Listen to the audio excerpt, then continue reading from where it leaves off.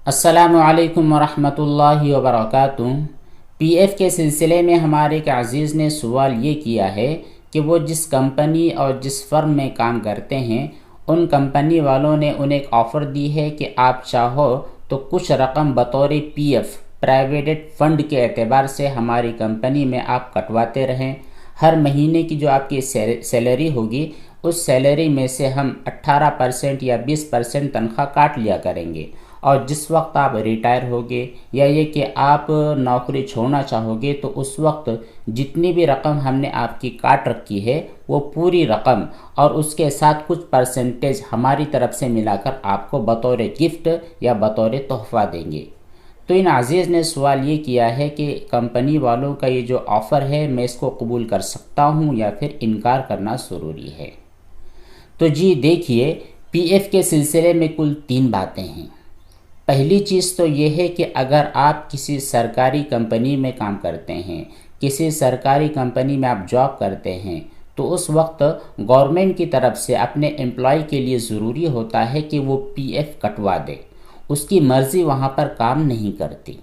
आदमी चाहे तब भी उसका पीएफ कटता है और अगर एम्प्लॉय न चाहे तब भी उसका पीएफ कटता है।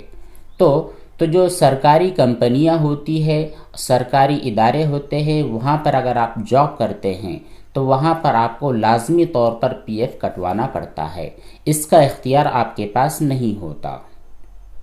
तो इस सूरत में जब कि आप सरकारी कंपनी के एम्प्लॉय है तो आपका पीएफ लामहला कटेगा और आपके रिटायरमेंट पर या आपके जॉब छोड़ने पर जो भी आपको पीएफ की जितनी रकम है वो जितनी मिलेगी वह सब आपके लिए हलाल है। और जो कंपनी उस पर ज़ायद देती है बतौर तोहफ़ा या कोई भी नाम देकर आपको देती है तो ये आप ले सकते हैं।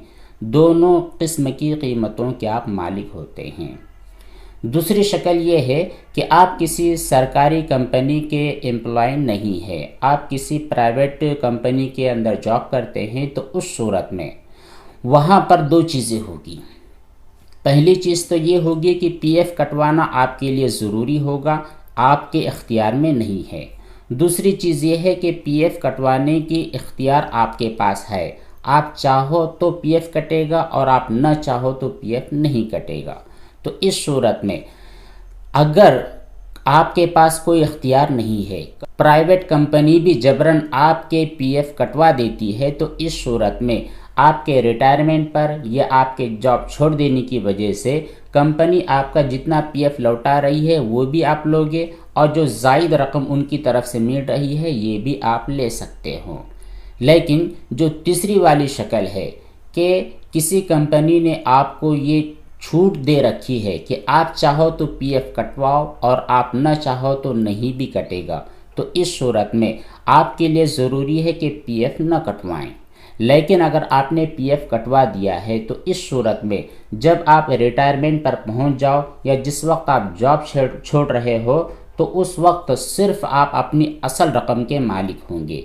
जो कंपनी आपको ज़ायद रकम दे रही है, चाहे उसका नाम उन्होंने गिफ्ट और तोहफ़ा ही क्यों न रखा हो, तब भी ये रकम सूद ही है और आप इस रकम को नहीं ले सकते।